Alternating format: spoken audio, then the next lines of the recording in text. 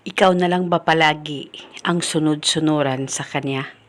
Dahil sa sobrang mahal na mahal mo siya, kaya nagtiis ka na maging sunod-sunuran sa kanya.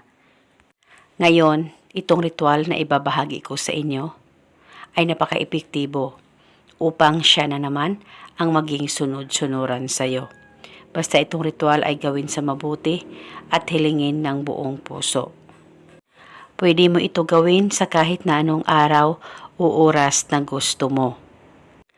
Ang gagawin mo lamang, kumuha ka ng kahit na anong kulay na panulat at isulat sa kaliwang talampakan mo ang kaniyang tunay na pangalan at apelido ng 3 beses.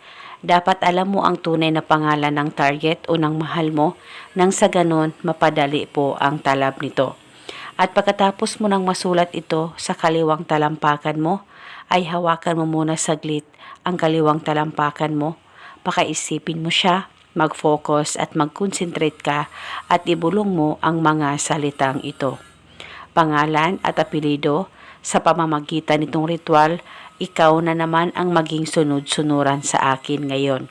Ibulong mo lamang ito ng 3 beses. At pagkatapos, ay huwag niyo pong burahin ang nakasulat dyan sa talampakan mo, hayaan mo lamang ito.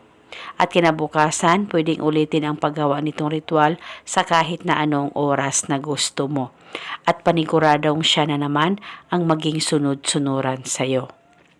At itong ritual ay gawin mo hanggang kailan mo gusto.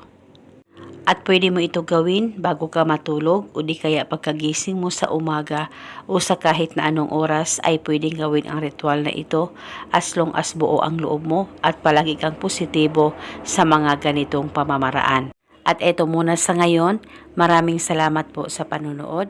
May God bless us all.